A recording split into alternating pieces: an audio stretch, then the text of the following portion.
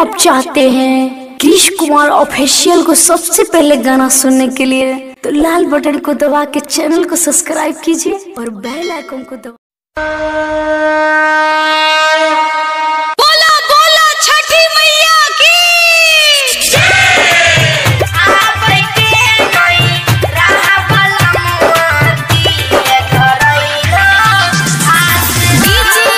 Kanchan Raj Hajipur Vaishali.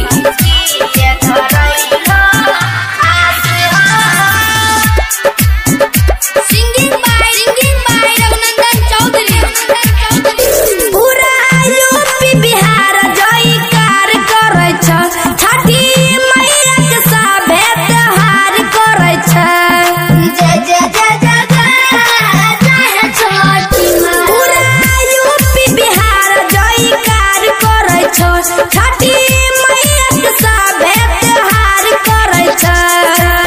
Foot foot रोबै छै सास हो आबै के नहीं रहा वाला मुआ किए धरैल आस हो आबै के नहीं रहा वाला मुआ किए धरैल आस हो।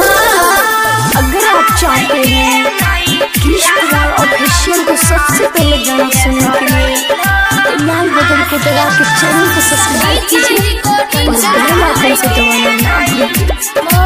हाजीपुर वैशाली।